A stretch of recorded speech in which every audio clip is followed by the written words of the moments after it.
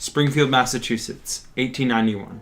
James Naismith wanted a sport that was less accident-prone than the popular sport, football, and could be played in the winter. His solution? 2 peach baskets hanging from the gym, and a ball later, you get the sport of basketball. Shoes back then kind of looked like this. They looked like this. Needless to say, they definitely weren't great for running up and down a hardwood floor. It's 1908 and the Converse rubber factory is open for business. The factory only makes seasonal rubber shoes, and they're based in the United States.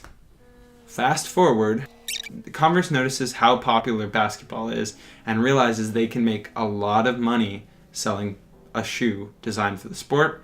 And guess what? The Converse All-Star is born. Made of canvas, leather, and rubber, the shoe was a hit since it was low in price, super durable, and it looked okay on and off the court. The year is 1932. Coach of the Converse Industrial Basketball Team, official brand ambassador, and former player of the Akron, Ohio Firestones, Chuck Taylor signs on for his own signature sneaker. Okay, this is the Converse Chuck Taylor. So here's the big, it's really cheap, it's really durable, and it's kind of comfortable. And this one's modeled after the original pair, and that is the Converse. After the release of the Chuck Taylor, not much changed as far as sneakers. Converse still had a huge monopoly as far as professional basketball, but all of that started to change going into the 1970s.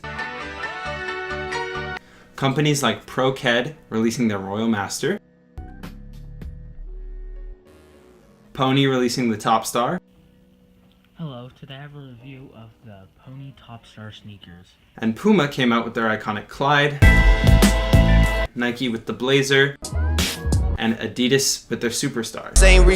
You can see my buddy Aaron wearing a pair of Superstars. What should I do, Nick? Like walk around a little bit.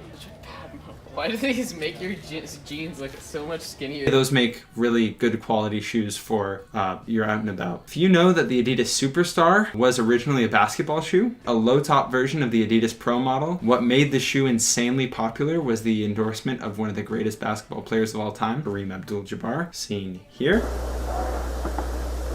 And here is the preeminent player in pro basketball today, Kareem Abdul-Jabbar of the Los Angeles Lakers. 7 feet 2 inches tall.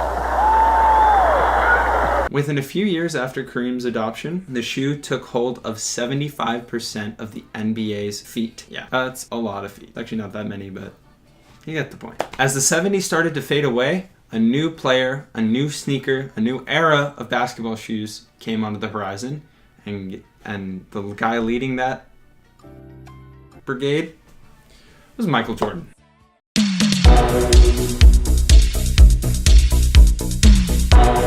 Sponsored by Converse while playing at UNC, and as he prepared to go into the NBA, him and his manager Falk prepared to look for sponsors. Now, his first obvious choice was Adidas. Jordan loved Adidas. Everyone associates Adidas and Michael Jordan, right?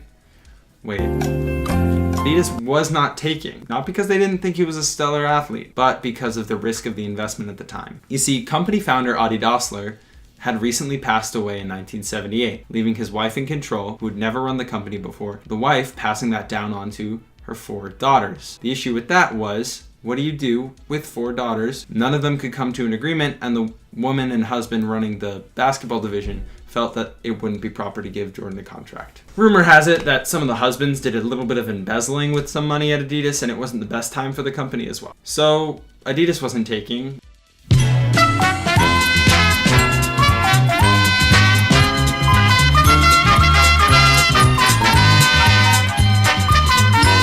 What did Jordan do? Well, Converse didn't want him because of the way he acted in the NCAA, and surprisingly, O.J. Simpson called him out and said he was a great player.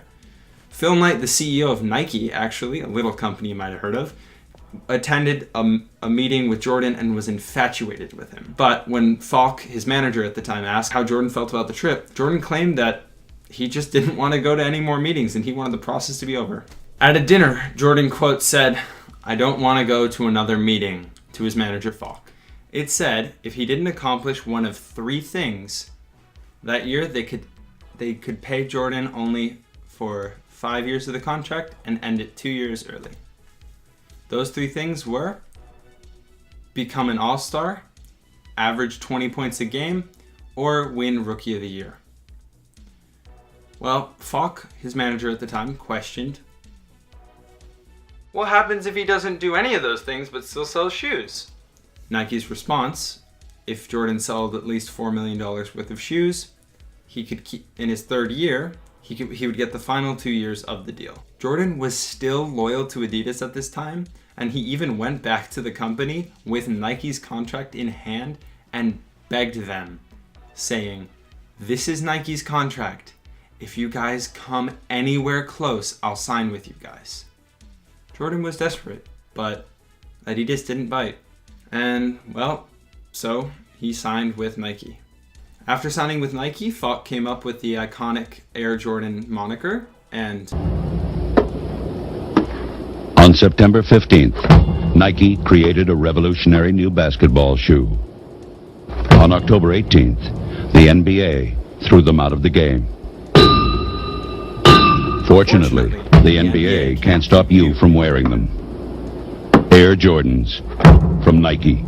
Goes the famous Jordan commercial. This was for the Air Jordan 1. Jordan himself played his rookie season averaging 28.2 points per game and won the Rookie of the Year award. The Air Jordan 1 was a smash hit, featuring Nike's patented air technology with little air bubbles inside the shoe.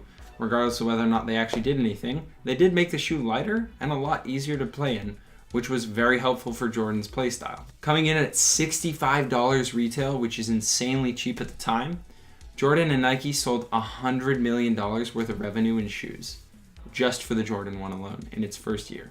Nike and Jordan were still making a ton of money. To this very day, Nike and Jordan have made 33 pairs of Jordans, 15 of which Jordan actually played in. Athletic shoes, running shoes, they influence our casual wear more than we know. And the technologies that companies put into them affect a lot of what we wear down the line, even if you're not a professional athlete.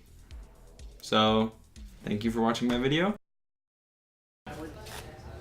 You make it look like you're wearing leggings. Maybe I want to wear leggings. Okay, that's kind of a weird fashion choice.